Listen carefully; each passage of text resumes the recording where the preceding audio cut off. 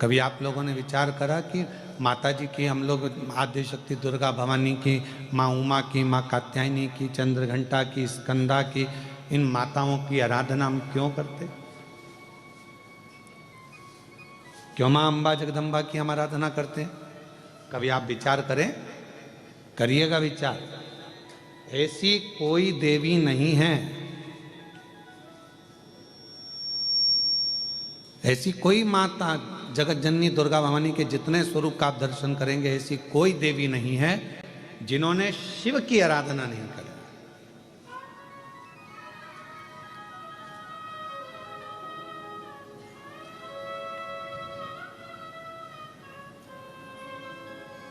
और ऐसी कोई देवी नहीं है जिन्होंने शिव से वर प्राप्त ना करा।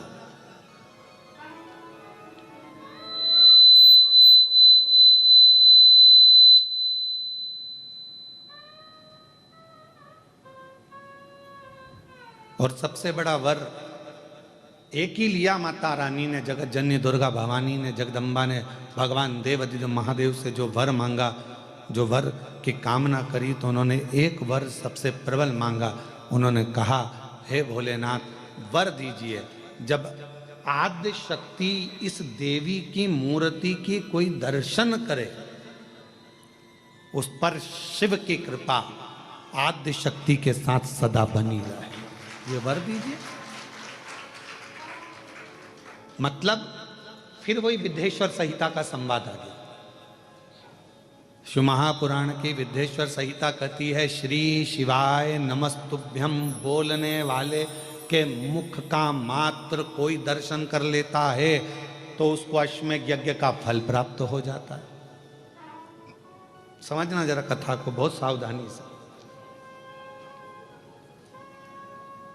श्री शिवाय नमस्तुभ्यम का कोई मंत्र जाप कर ले और उसके मुख का मात्र दर्शन कर लो तो हमारे जीवन के सारे संचित पाप जितने भी हैं वो नष्ट हो जाते हैं। तो देखा जाए तो जैसे शंकर भगवान ने आद्य शक्ति दुर्गा भवानी को वर दिया कि तुम्हारे मूर्ति का दर्शन जो करेगा, हे दुर्गा, हे आद्य शक्ति, हे जगदम्बा, हे चामुंडा, हे कात्यायनी, हे गौरा, हे स्कंदा, हे माँ चंद्रघंटा, हे चिंतपूर्णी, हे मनसा, हे कांगड़ा, हे ज्वाला, हे वैष्णव, हे मैयर, जो तुम्हारे इस स्वरूप का दर्शन करेगा, जो मांगेगा वो फल उसको प्राप्त होगा, मनवांचित फल उसको प्राप्ति हो, शिव की कृपा होगी। तो वही की वही बात तो यहाँ शिव महापुराण की विद्येश्वर संहिता में लिख दिया। विद्येश्वर संहिता में लिखा कि श्री शिवाय नमस्तुभ्यम का जाप करने वाले, श्री शिवाय नमस्तुभ्यम के मंत्र का उच्चारण करने वाले, श्री शिवाय नमस्तुभ्यम को बोलने वाले के मात्र मुख का दर्शन कर लीजिए। अगर मुख का दर्शन कर लिया तो हमारे जीवन के जितने संचित पाप हैं वो सब नष्ट हो जाते हैं और अश्वमेध यज्ञ का पुण्य फल हमें प्राप्त हो जाता है।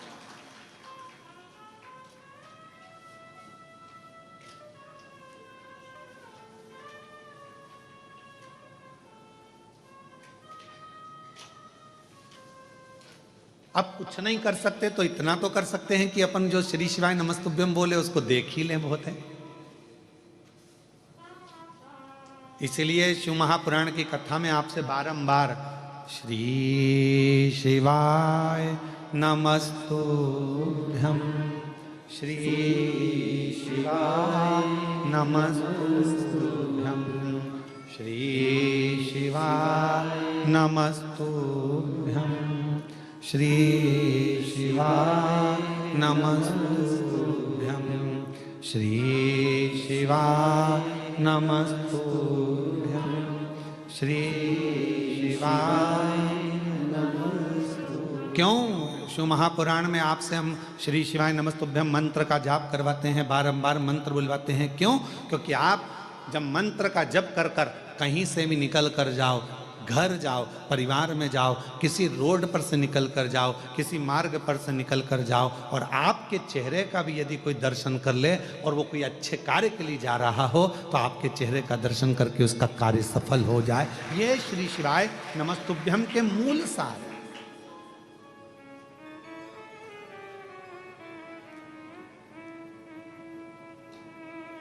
ये मंत्र की मूलता है। एक श्री शिवाय नमस्तुभ्यम मंत्र, तो यहां आद्य शक्ति दुर्गा भवानी वो कहते हैं ना कि आप व्यस्त हो तो समझ लो कि सबसे ज्यादा मस्त हो। आप व्यस्त हो तो समझ लो कि सबसे ज्यादा, जम के बोलो जरा, मस्त हो। और आप किसी की खुशियों को देखकर त्रस्त हो तो समझ लो काय के मस्त हो। किसी की खुशी देखकर, कोई अच्छे पद पर बैठ गया, कोई अच्छी कुर्सी पर बैठ गया, कोई अच्छे पद पर पहुंच गया, कोई औहदे पर पहुंच गया, कोई बहुत अच्छा काम कर लिया, किसी ने बहुत अच्छा कार्य कर लिया और उसको देखकर आप अंदर ही अंदर से त्रस्त हैं, तो फिर काय के मस्त है, काय के मस्त। इसलिए शिव महापुराण की कथा कहती है कि भगवान से प्रार्थना करा करो कि मुझे व्यस्त रखना। अगर मैं व्यस्त नहीं रहूंगा तो लोगों की अवगुण देखूंगा, लोगों के गलत गलत भाव देखूंगा, अच्छा ही नहीं देख पाऊंगा। इसलिए मुझे व्यस्त रखना, व्यस्त। आप व्यस्त हो तो समझ लो कि आप मस्त हो।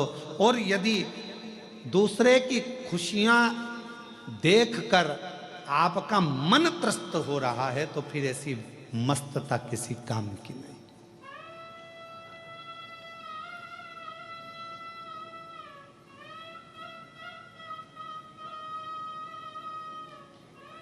ऐसी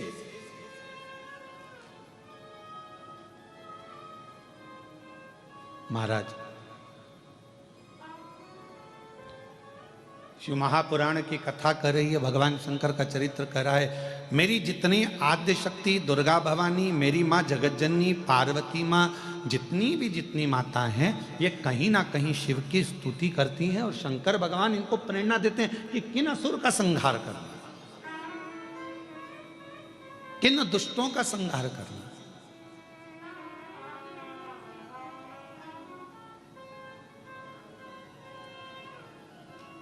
गंगा अवतरण की कथा सुनी है आप लोगों ने?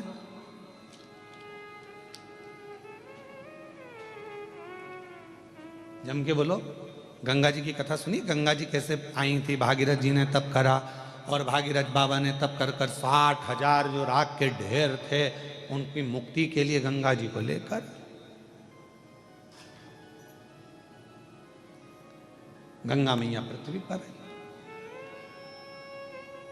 और यदि आप कथा सुने तो अपन ने गंगा जी की कथा तो सुनी, पर कभी आपने सरयू माता की कथा सुनी कि सरयू जी जो राम जी की अयोध्या में बहती है, अवधपुरी में बहती है, उस माँ सरयू को लाने वाले कौन थे? माँ सरयू पृथ्वी पर कैसे आ गई? माँ सरयू थी कौन? ये सरयू माता कौन थी? कहाँ रहती थी? कैसे आ गई पृथ्वी पर? कभी इसका स्मरण आपने किया?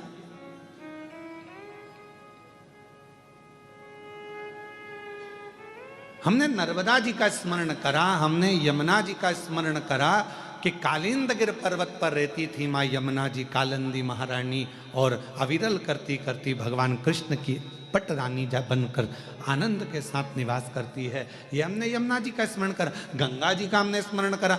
माँ सरयू जी का प्रागट्य कैसे हो गया? माँ सरयू जी कैसे आ गई पृथ्वी पर? लाने वाले माँ सरयू जी को कौन थे? कैसे माँ सरयू पृथ्वी पर आ गई? अवधपुरी में माँ सरयू जी को इतना आनंद से पूजा जाता है, स्मरण किया जाता है, स्नान किया जाता है। माँ सरयू इस अवध में कैसे पहुंच गई? माँ सरयू इस भूमंडल पर, पृथ्वी पर कैसे आ गई? कौन थी यह माँ सरयू? कभी हमारे मन में ये भाव आया?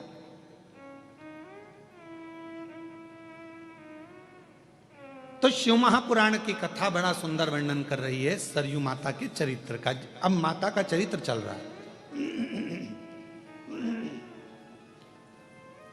माँ आद्यशक्ति, माँ दुर्गा, माँ भवानी, माँ जगदम्बा, माँ सती, माँ उमा, इनके चरित्र के बीच में ही हम माँ सरयू का चरित्र स्मरण करें। जैसे आपसे कोई पूछे तो आप कह सकते हो कि हमने माँ सरयू जी के प्रगट की कथा श्रवण करी है, माँ सरयू के पृथ्वी पर आने की कथा श्रवण करी। कौन है ये? ये भगवान नारायण के, भगवान विष्णु की मानस पुत्री है सरयू। मानस पुत्री इतनी सुंदर थी, इतनी सुंदर सुंदर सुंदर घुंघराले केश माँ सरयू जी के, मस्तक पर बिंदी लगी है, होठों पर लाली है, कानों में झुमका है, गले में सुंदर हार पहनी हुई हैं और मस्तक पर एक सुंदर सा बेंदा लगा हुआ है, टीका लगा। सुंदर लहंगा, सुंदर चोली, सुंदर पांव में पैजनिया, सुंदर हाथ में चूड़ा, उंगलियों में मुद्रिका, भुजबंद करधना, लंबी लंबी चोटी, केश खुले हुए, और मां सरयू पूरे बैकुंठ में भ्रमण कर रही है।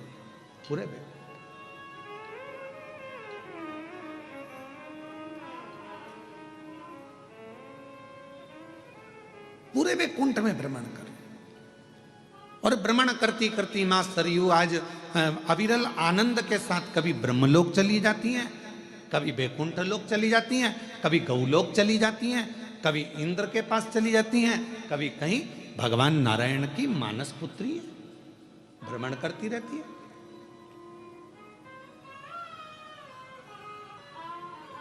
और इनका एक नियम बड़ा प्रबल है, मां सरयू जी का सबसे प्रबल नियम है मां सरयू का, कि मां सरयू भगवान नारायण की मानस पुत्री हैं। और ये कब उत्पन्न हुई? जिस समय पर भगवान विष्णु, भगवान नारायण, भगवान शंकर की ध्यान मुद्रा में बैठे हुए थे और उनका स्मरण कर रहे थे, उनके स्मरण के उस भाव के जल से ही मां सरयू का प्रागट्य, भगवान नारायण की मानस पुत्री मन से प्रकट हुई है, भ्रमण कर रही हैं। स्कंद पुराण का ये चरित्र वर्णन करता है, मां सरयू जी कभी ब्रह्मलोक जाती हैं, कभी भगवान बैकुंठ लोक में भ्रमण करती हैं, कभी गौलोक में भ्रमण करती हैं, सुंदर आनंद के साथ में मंत्र जाप करती जाती हैं, शिव नाम नारायण नाम करती जाती है।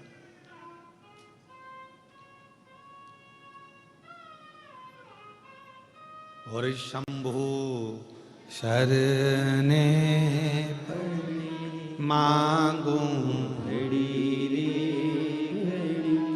दुख काटो, दया करीन दर्शन, ओ शंभु शरणे मांगू घड़ी रे दुख काटो, दया करीन दर्शन।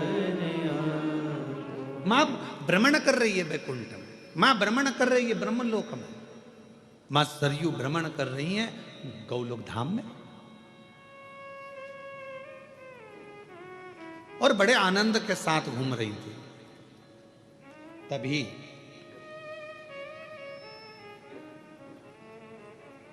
वशिष्ठ बाबा ने देखा कि भूमंडल पर जीव पाप से ग्रसित हो रहा है, और इस पाप से ग्रसित व्यक्ति के जीवन में यदि एक बार भी कोई ऐसे स्वरूप का दर्शन हो जाए कि जिसके दर्शन करते से ही जीवन के सारे पाप नष्ट हो जाएं, तो वो कौन हो सकती है? अब वशिष्ठ बाबा ने तप किया, और वशिष्ठ ऋषि ने तप कर कर, वशिष्ठ बाबा जब तप करने लगे, ब्रह्म ऋषि वशिष्ठ जी जब तप करते हैं, और तप करते करते उनके ध्यान में आया कि एक है भगवान नारायण की पुत्री, मानस पुत्री सरयू, जिसका केवल स्वरूप का भी अगर कोई दर्शन कर लेगा तो उसके पाप संचित समाप्त हो जाएंगे। ऐसी सरयू को जाना, सरयू शायद इस प्रसंग को आस्था चैनल पर और शायद सोशल मीडिया पर पहली बार कोई इस चरित्र का स्मरण कर रहे होंगे, मां सरयू के प्रागट्य का, मां सरयू के पृथ्वी पर आने का।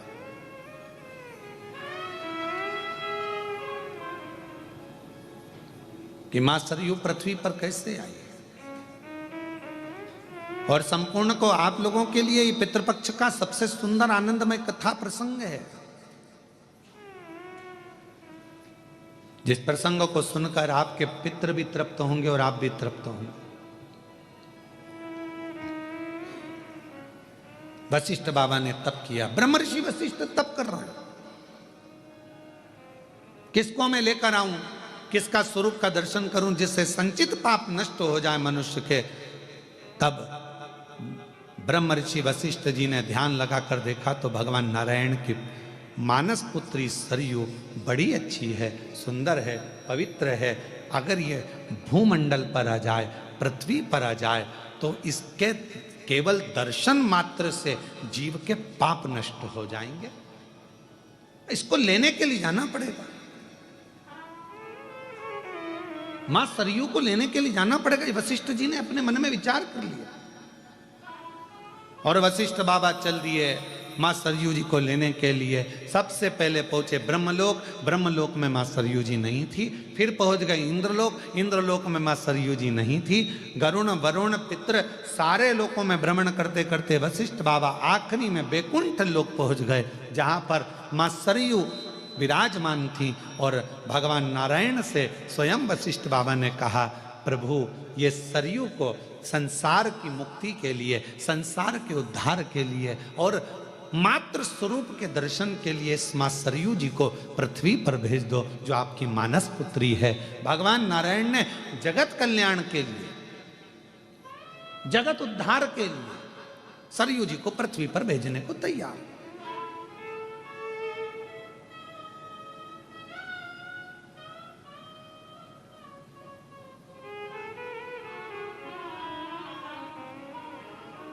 अब कई लोगों के मन में एक प्रश्न आता है, गुरुजी इस प्रसंग का शिव पुराण से कौन सा संबंध है? तो हमारा निवेदन है, शंकर भगवान का एक स्वरूप का दर्शन इस चरित्र के अंतर्गत आएगा। आप थोड़ा ध्यान से श्रवण करिएगा।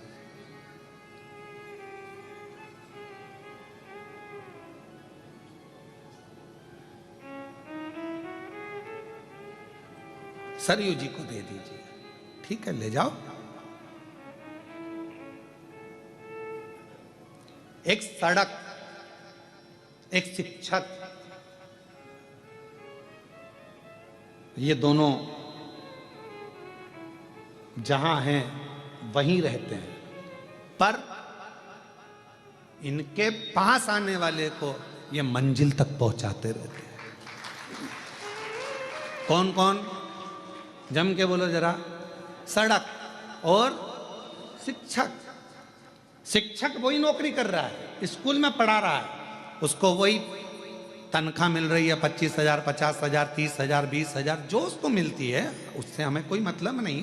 पर शिक्षक वही है, शिक्षक वही पहनावा पहन रहा है, वही पैंट, वही शर्ट, वही साधारण सा जीवन जी रहा है। और शिक्षक वही है, वही 25, 30, 10, 20 हजार रुपये महीना कमा रहा है, 40, 50 हजार रुपये महीना कमा रहा है। पर वो शिक्षक के पास जो जाता है, शिक्षक वहीं रहता है, पर शिक्षक अपनी शिक्षा के माध्यम से अपने शिष्य को कहीं कलेक्टर, कहीं एसपी, कहीं डीएसपी, कहीं कमिश्नर बना देता है। वो वही है, पर उसके जो शिष्य हैं वो उच्च पद पर पहुंच जाते हैं, उनको उनकी मंजिल मिल जाती है। सड़क का काम भी यही है, रोड का काम भी यही है। सड़क क्या करती है? सड़क वहीं पर है। सड़क कहीं कहीं क्या है? बैरुल की सड़क बैरुल में है, अमरावती की अमरावती में है। सड़क कहीं कहीं क्या, पर उस सड़क पर अभी वो हमारा वो हितेश कह रहा था, कौन सा एक्सप्रेस बना है नारखेड़े जी? हाँ, समृद्धि एक्सप्रेस बना। तो वो बोल रहे थे हितेश, कहने लगे गुरुजी एक समृद्धि एक्सप्रेस बना है। तो मैंने कहा कहाँ है? तो कहा वो नागपुर से ऐसा गया मुंबई के लिए और बहुत अच्छा बना। हमने कहा रोड गई क्या?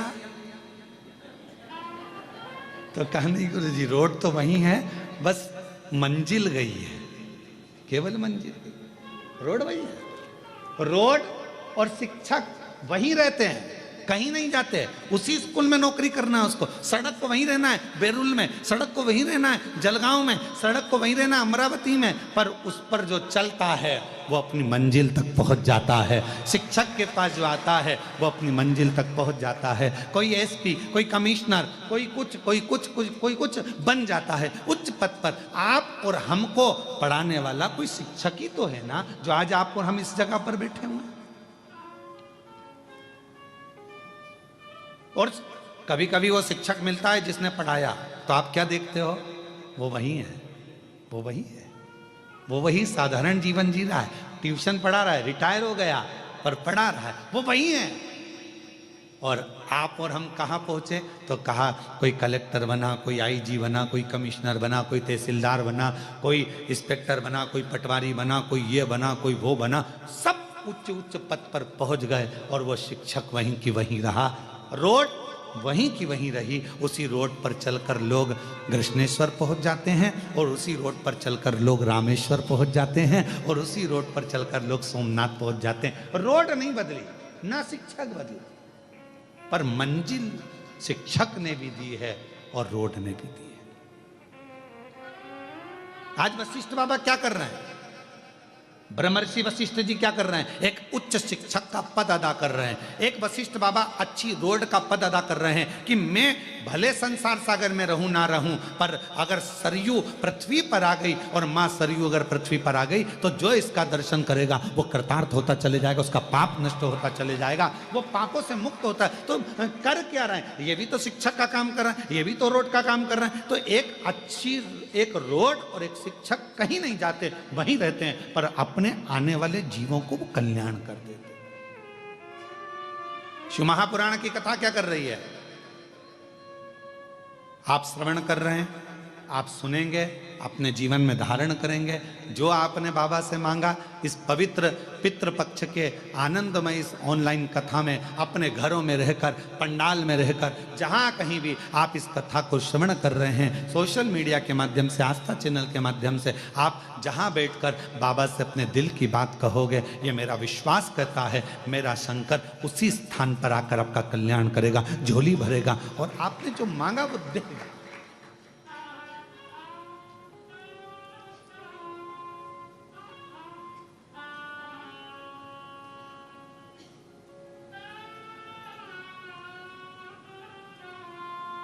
जो तुमने मांगा है वो देगा। और महादेव नमन चरणों में स्वीकार कीजिए, सबका किया है मेरा भी उद्धार कीजिए, उद्धार कीजिए।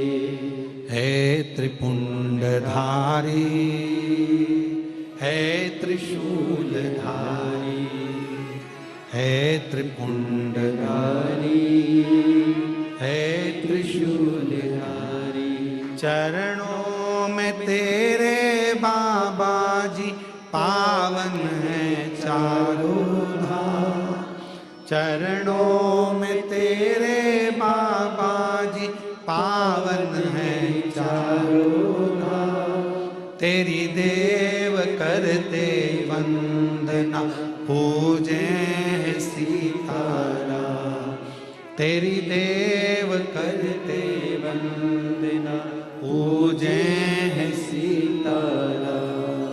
हो जाए पूरी कामना, हो जाए पूरी कामना।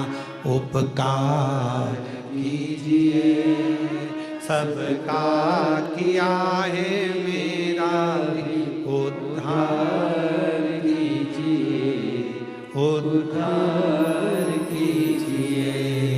है त्रिपुंडधारी, है त्रिशूलधारी, है त्रिपुंडधारी, है त्रिशूलधारी। बाबा इतनी कृपा, इतनी करुणा करिए, इतनी दया करिए, इतनी करुणा करिए। रोड अपना काम कर रही है, शिक्षक अपना काम कर रहा है, एक माता पिता अपना काम करते हैं, उपदेश देना, समझाना, बच्चों को ज्ञान देना, समझ जाए तो उसकी जिंदगी बन जाए।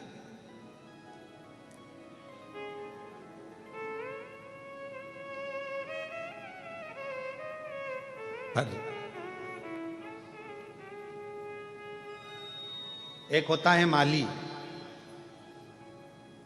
और एक होता है पुजारी।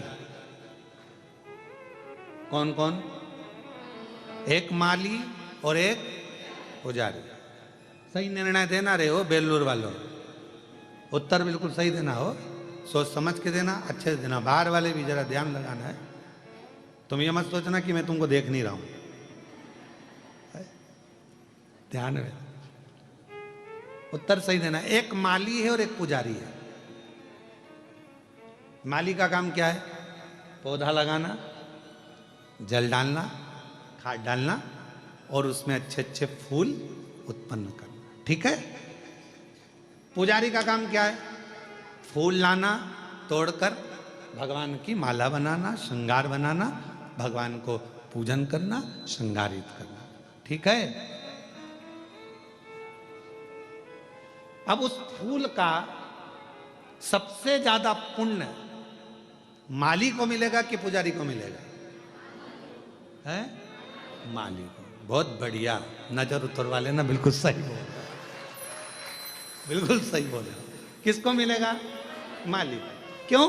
क्योंकि माली ने उस फूल को अपने पुत्र की तरह रखा है। पहले बच्चा की तरह पहले पौधा लगाया, पौधा लगाकर उसको धीरे धीरे बड़ा करा और धीरे धीरे बड़ा करने के बाद में वो जो फूल है उसको संजोया, संजोने के बाद उसको फिर वो लेकर चला।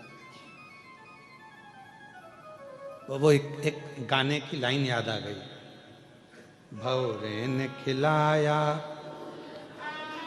ले गया राज, भौरे ने खिलाया फूल को ले गया राज।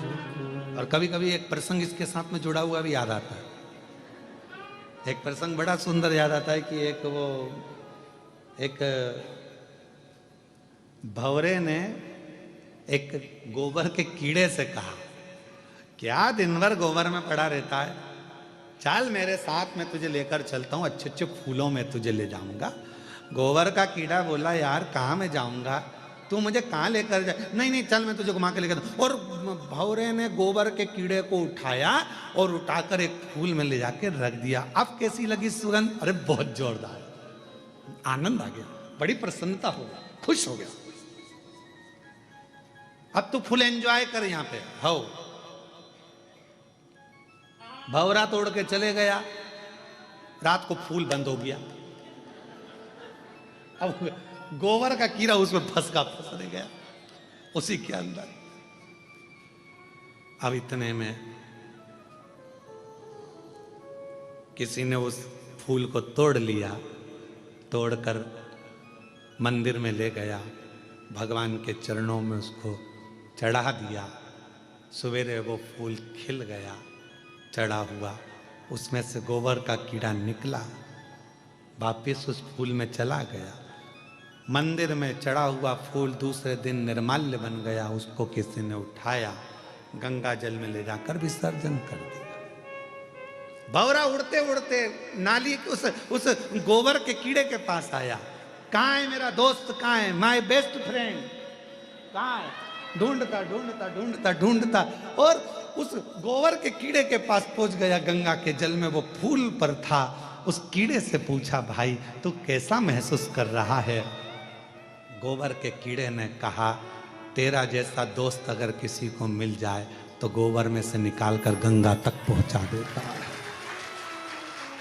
गोबर में से निकाल कर गंगा तक पहुंचा देता है। कोई ऐसा सदगुरु हमारी जिंदगी में भौरे की तरह आता है, भ्रमर करता करता करता करता हम संसार के उसी गोबर में पड़े हुए हैं, काम आसक्ति वासना लोभ तृष्णा झूठ प्रपंच सब में फंसे हुए हैं। उसमें से एक कोई सदगुरु भौरे के रूप में आएगा, तुम्हें निकालेगा, कहीं कथा में ले जाकर बिठा देगा, मन लगेगा, फिर धीरे से तुम्हें शिव जी के मंदिर तक पहुंचा देगा, एक लोटा जल चढ़ाने में लगा देगा, एक लोटे जल चढ़ाते चढ़ाते एक दिन तुम्हें परमात्मा की शरणागति का सुख दिला देगा। वो समझ लेना कि कोई मिला जिसने हमें परमात्मा तक भेज दिया।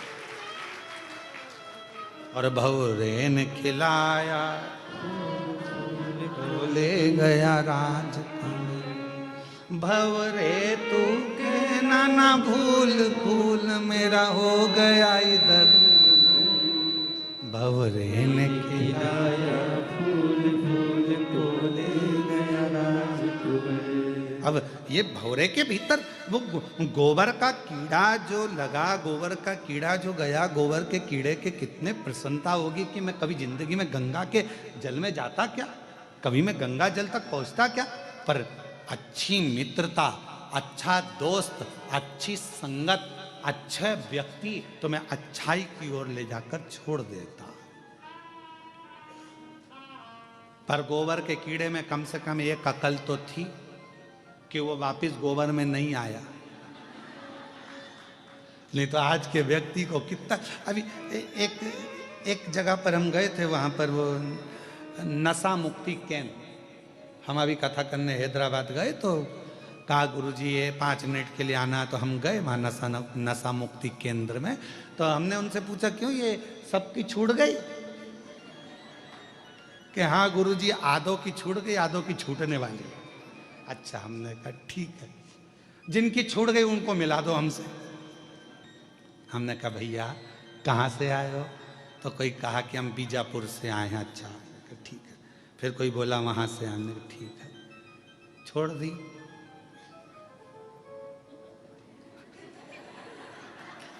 छोड़ दी तो कहते अभी छोड़ दिए। तो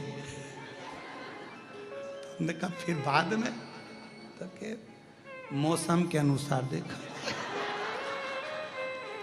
क्या सोच, क्या विचार,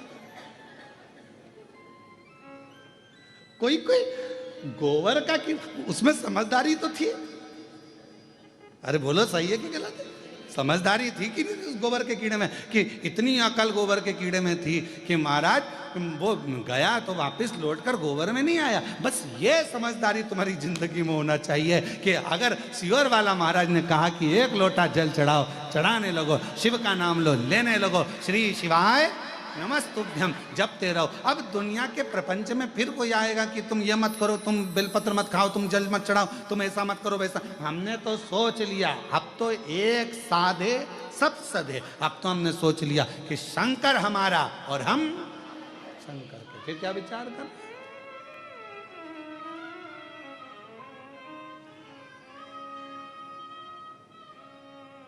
एक भजन का पर्चा यशराज पंडित जी के पास होगा, तो वो एक जो हम सोच लिए, जो हम विचार कर लिए, जो हम मन में सोचे विचार कर, तो महाराज शिव कथा कर रही है, और मैंने तेरे ही भरोसे बाबा, तेरे ही भरोसे हवा बिछ उड़ती जावांगी, बाबा डोर हर तो छड़ना में कटी जावांगी। ओ भोले मैं तेरी पदम, शंभू मैं तेरी पदम, हवा बिछ उड़ती जावांगी, बाबा डोर हर तो छड़ना तो रोड का काम है और शिक्षक का काम है। उन्होंने आपको मार्ग दिखाया, सत मार्ग दिखाया। अब आपके ऊपर निर्भर करता है कि आप क्या ग्रहण करो, ये आपके ऊपर निर्भर करता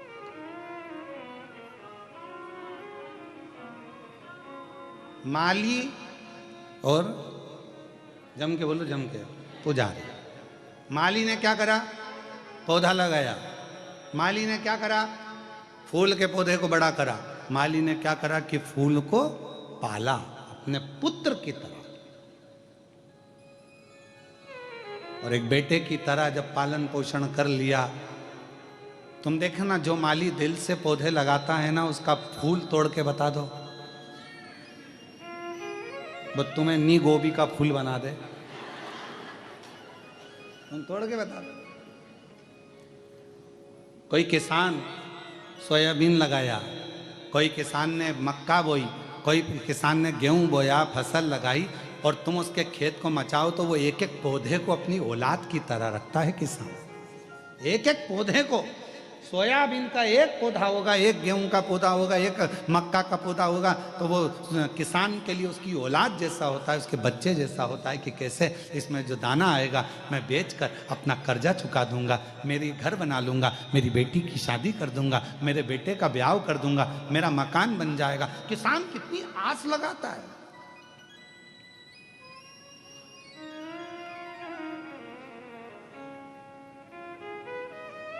एक किसान कितना सोचता है कि वो जरा सा सोयाबीन आएगा ना, मैं इतना इतना कम, तो उसने आस जोड़ कर रखी, उसने विश्वास जोड़ कर रखा, विश्वास रखा।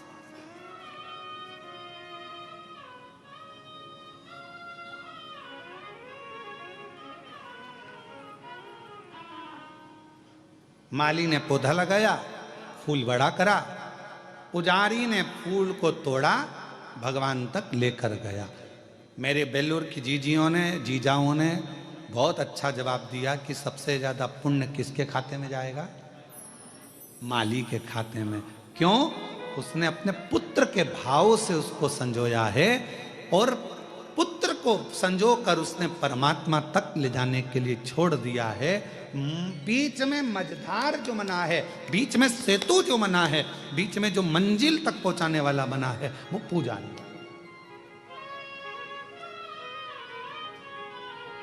तो एक संत, एक साधु, एक सन्यासी, एक तपस्वी, एक कथाकार, एक गुरु अपनी जिंदगी में माली का काम करता है, तुम्हें पोष कर बड़ा कर कर परमात्मा तक पहुंचाने का एक लक्ष्य निश्चित कर देता है, और तुम्हें वो परमात्मा तक पहुंचाने का प्रयास करता है। जैसे ब्रह्मर्षि वशिष्ठ जी सरयू जी को लेकर आना चाहते हैं, भगवान नारायण से कहा कि मैं सरयू को ले जाना चाहता हूं। क्यों? भगवान विष्णु ने पूछा, ये मेरी मानस पुत्री है, तुम इसको करोगे क्या, क्यों लेकर जा रहे हो, पृथ्वी पर क्या काम आएगी? तो ब्रह्मर्षि वशिष्ठ बाबा ने कह दिया कि मैं इनको इसलिए लेकर जा रहा हूं कि संसार के लोग इनका दर्शन कर कर अपने पापों को त्याग दें, पापों से मुक्ति मिल जाए।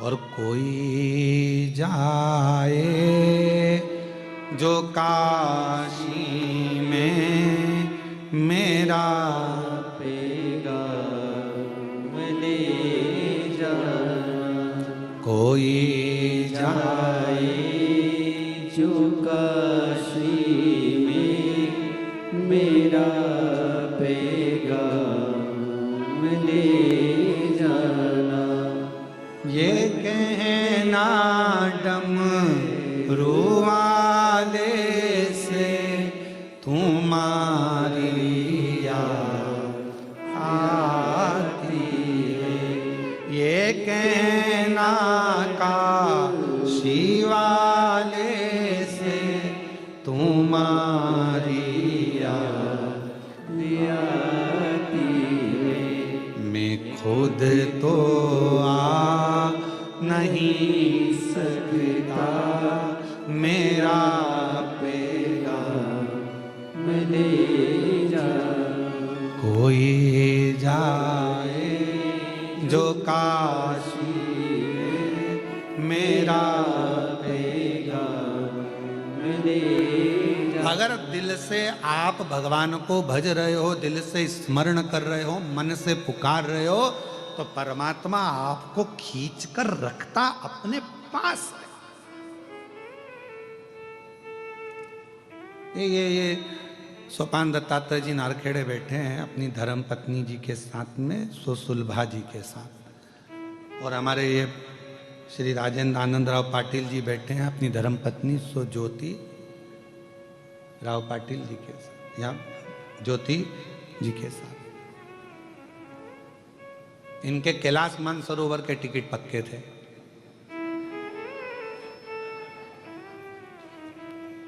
हमसे 3 दिन से लगे थे पीछे, गुरुजी 9 तारीख हो गई, हम 12 को चले जाएंगे।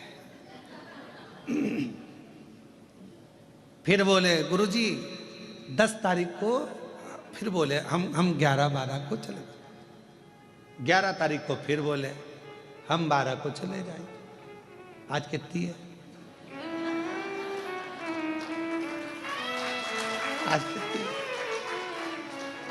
अब हमने कहा हमने इनको नहीं रोका, क्योंकि हम रोक लेते तो इनका जो बेचारा कैलाश मानसरोवर का टिकट कोई कम में होता है। पैसा कितना लगता है मानसरोवर जाने के लिए है?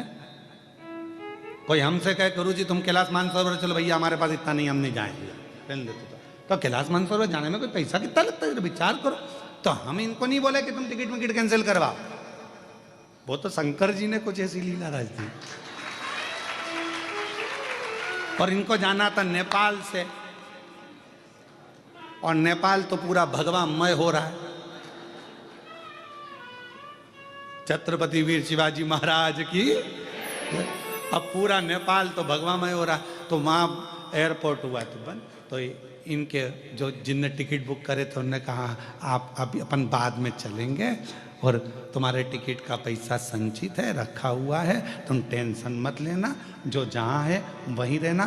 तो इन दोनों ने, ये दोनों बहुत समझदार हैं, ये पाटिल और नारखेड़े, इन दोनों ने फोन लगा के उनसे कह दिया भगवान ने हमारी सुन ली, सुन ली, सुन ली। और तेरी कृपा का क्या है भरोसा, कब किस पर हो जाए जरा सी। अच्छा, ये कैलाश मानसरोवर चले भी जाते थे तो इनके मन में रह जाता, कथा चल रही थी और 3 दिन की बची थी, वो सुन लेते तो और आनंद हो जाता। 3 दिन की थी, महाराज ने पहले बताया भी नहीं कि ऑनलाइन यहीं से करेंगे। गलती है ना सीवर वाले महाराज की बहुत बड़ी, बता देते तो हम पहले से टिकट ही नहीं कराते। तो तुम चिंता मत करो, अब सौंप दिया इस जीवन का सब भार तुम्हारे हाथों में। तो तुम्हारा टिकट कराना, कैंसिल कराना, तुम्हें बुलाना, नहीं बुलाना, शंकर भगवान ने कहा जब मैं कैलाश से यहाँ आके बैठा हूँ तो तू कैलाश जाके करेगा क्या, ये बता। तो शिव जी तो उन्होंने कहा तुम जब मैं यहाँ आ गया, हमने पहले भी कथा में कहा जहाँ कथा होती है 12 ज्योतिर्लिंग और कैलाश पर विराजमान मेरे शंकर भगवान, जहाँ शिव महापुराण की कथा होती है 7 दिन तक मेरा शंकर भगवान विथ फैमिली वहीं पर निवास करते हैं। वहीं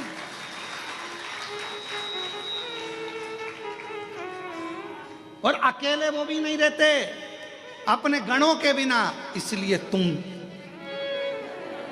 सब अकेले नहीं रहते मेरे शंकर, वो अपने गणों के साथ रहते। तो हम आप सब शिव जी के गण हैं, उनका डमरू बजता है, थोड़ी सी कानों में आवाज आती है और अपन सब धीरे धीरे निकल के अपने अपने घर से जहाँ कथा होती है वहाँ पहुँच जाते हैं, अपने देव अधिदेव महादेव से मिलने के लिए, उनको प्राप्त करने के लिए। ये शिव का, ये शंकर।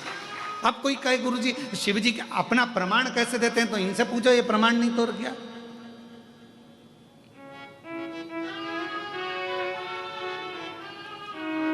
महाराज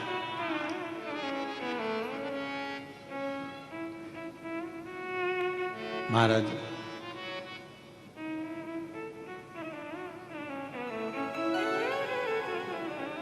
शिव कथा कर रही है। चंदा सजाए भोले मस्तक पे तेरे, चंदा सजाए भोले मस्तक पे तेरे, दुखड़े मिटाए भोले नाम से तेरे, दुखड़े मिटाए भोले नाम से तेरे। दीवाने भोलेनाथ के, दीवाने भोलेनाथ के, कुबेरेश्वर धाम के, कुबेरेश्वर धाम के, खड़े हैं हाथ जोड़ के। हे बाबा, हे शंभु, हे त्रिकालदर्शी, हे कैलाशी, तू करुणा सागर। खड़े हाथ जोड़ के भोले जी तेरे नाल वे, खड़े हाथ जोड़ वे, भोले जी तेरे नाल वे।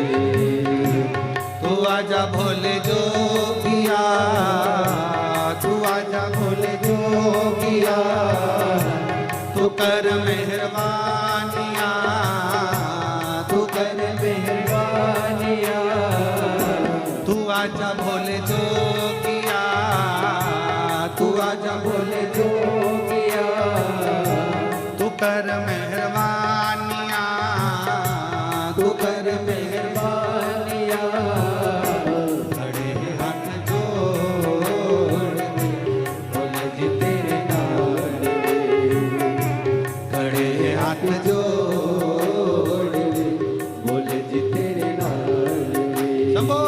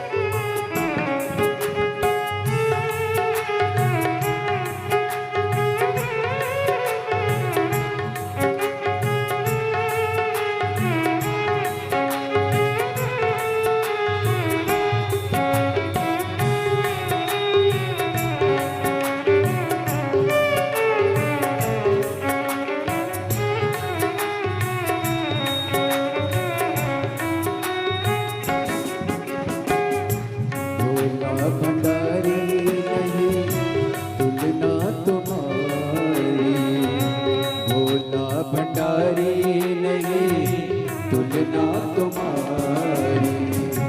तुम सा न देखा कोई भोला भंडारी, तुम सा न देखा कोई भोला भंडारी। भक्तों ने विचार के कहा ये पुकार के, भक्तों ने विचार के कहा ये पुकार के। खड़े हाथ जोड़ वे, भोले जी तेरे नाल वे, खड़े हाथ जोड़ वे, भोले जी तेरे नाल वे। तू आजा भोले जोगिया, तू आजा भोले जोगिया, तू कर मेहरबानिया, तू कर मेहरबानिया। खड़े हैं हाथ जोड़ वे, भोले जी तेरे नाल वे, खड़े हाथ जोड़ वे, भोले जी तेरे नाल वे।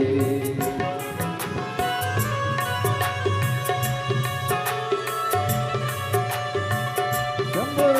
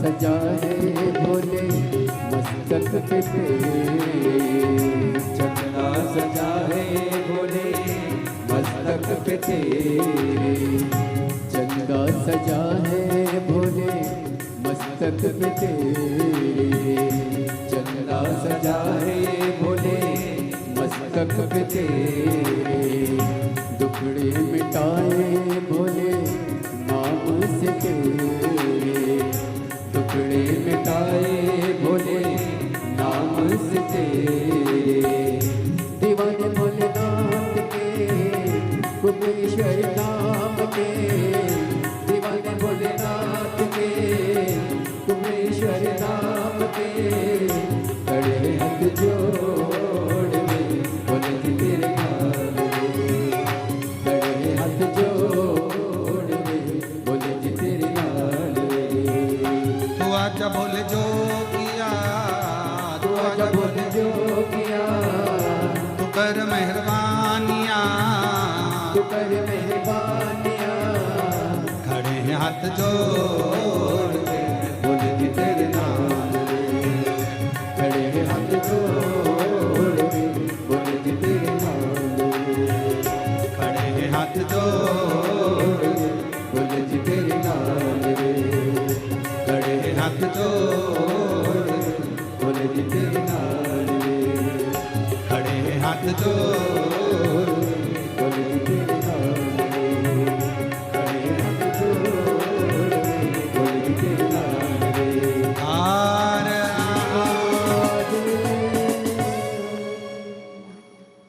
भगवान देवादिदेव महादेव भगवान शिव की ये पवित्र कथा वर्णन कर रही है।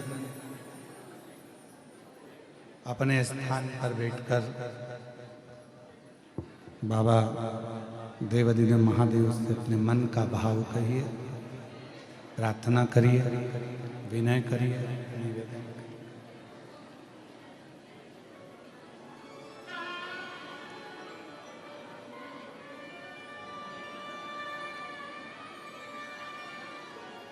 भोला भंडारी नहीं तुलना तुम्हारी, भोला भंडारी नहीं तुलना तुम्हारी, तुम सा न देखा कोई भोले भंडारी, तुम सा न देखा कोई भोले भंडारी।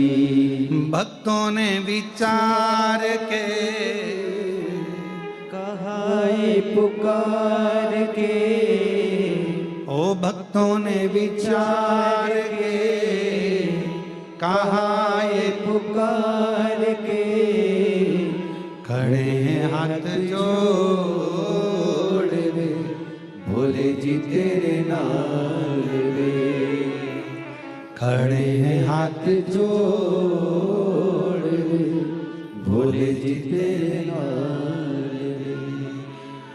तू आजा भोले जोगिया, तू कर मेहरबानिया, तू आजा भोले जोगिया, तू कर मेहरबानिया, खड़े हैं हाथ जोड़ रे भोले जी तेरे नाम रे, खड़े हैं हाथ जोड़ रे भोले जी तेरे नाम। भाव से भगवान शिव से अपने मन का भाव कहिएगा, हृदय से प्रार्थना करिए, विनय करिए, निवेदन करिए, विनती करिए, सब साथ में बोलिएगा।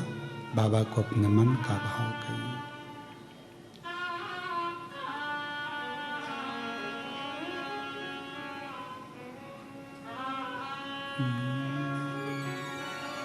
श्री शिवाय नमस्तुभ्यं, श्री शिवाय नमस्तुभ्यं, श्री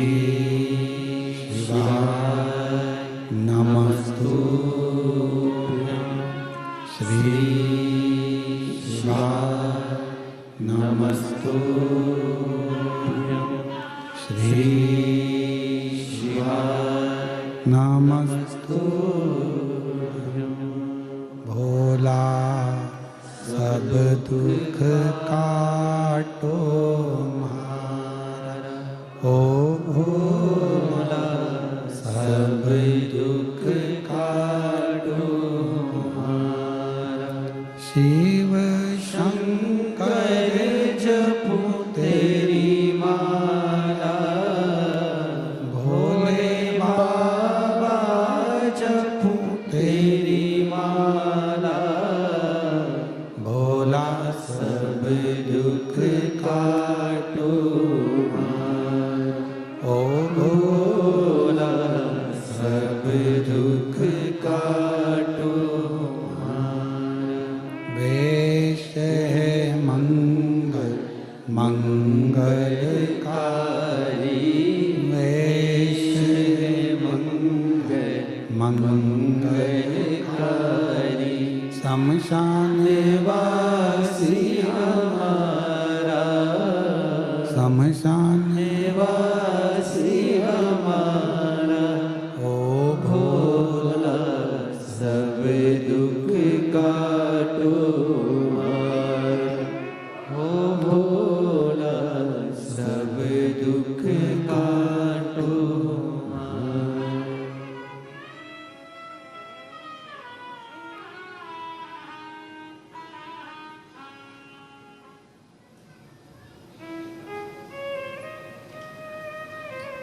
बाबा देवादिदेव महादेव भगवान शिव ओगड़दानी त्रिकालदर्शी कैलाशी विनाशी भगवान शंकर की पवित्र कथा कर रहे हैं। शिव महापुराण की कथा वर्णन कर रही है।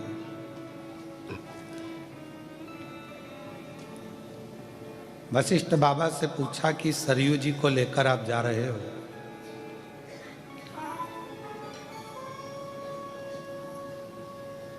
ये मृत्यु लोक में जाकर करेंगी क्या? कहा जितने भी जीव हैं, 4 स्थान पर हर व्यक्ति से पाप होता है।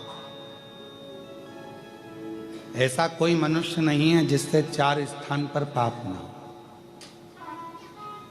दुनिया का कोई व्यक्ति कह दे कि हम सबसे ज्यादा पवित्र हैं, हमने जिंदगी में कोई पाप नहीं किया, समझ लेना पक्का झूठेला है।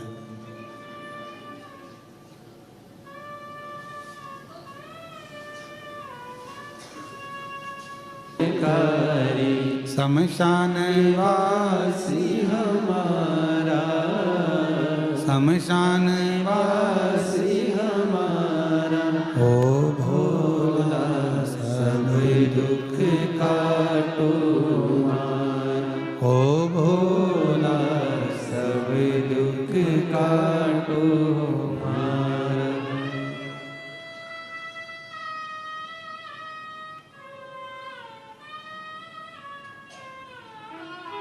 बाबा देवादिदेव महादेव का चरित्र कह रहा है। माँ सरयू प्रसंग वर्णन कर रहा है कि माँ सरयू को लेकर चले।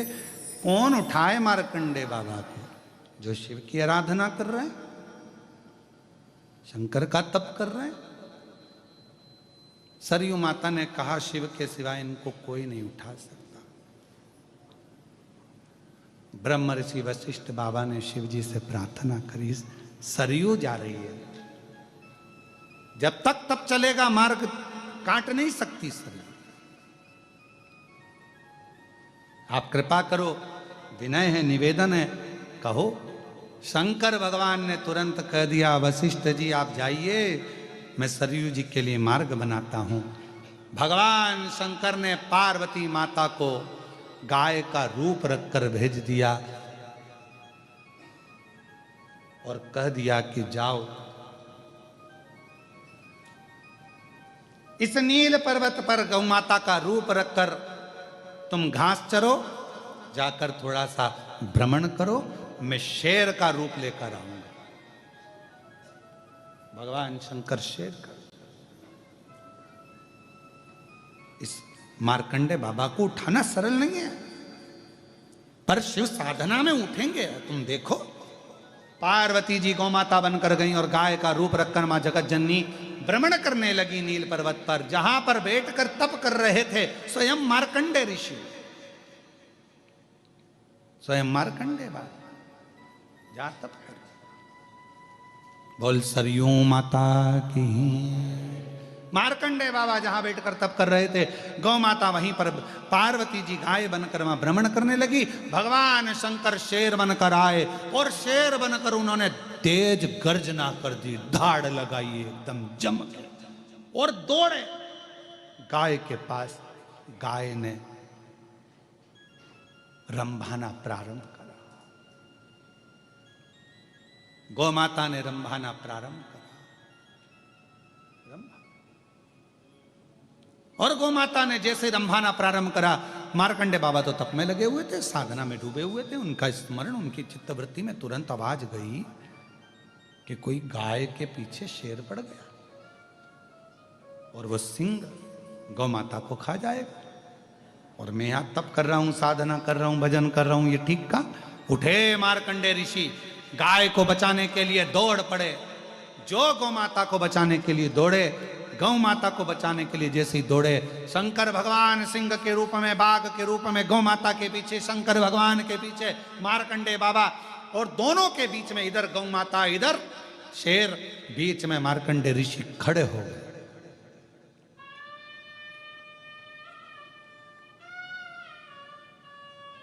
बाघ का रूप रखे हुए जो भगवान शंकर को मार्कंडे बाबा ने देखा, शिव का भक्त शिव जी को पहचान जाता है,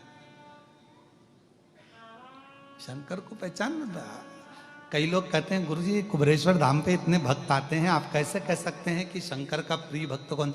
हमने कहा उसका चेहरा बोल जाता है, चेहरा बोल, उसकी भक्ति कितनी प्रबल है उसका भाव बोलेगा। मार्कंडे ऋषि ने जो शंकर जी को देखा शेर के रूप में, मार्कंडे बाबा बोले मेरे भोलेनाथ, मैं तो तप कर रहा था तुम्हें बुलाने के लिए, तुम यहां शेर बनकर कब आए? और जो पीछे पलट कर देखा तो जो गौ माता थी वो पार्वती जी थी। मार्कंडे ऋषि ने कहा ऐसा दर्शन तो कभी किसी को हुआ ही नहीं, कभी नहीं हुआ। आज मेरे ऊपर इतनी करुणा कैसे कर दी? एकदम मम्मी टॉफी निकाल कर दे दे तो बच्चा भी डिप्रेशन में आ जाता है। आज बात क्या है? तब समझ में आया कि मम्मी ने टॉफी निकाल के इसलिए दी थी कि बुआ आई है तो दादी के कमरे में बैठे रहना, क्या क्या दादी दे रही है बताते रहे। अब समझ में आया कि टॉफी क्यों दी है, समझ।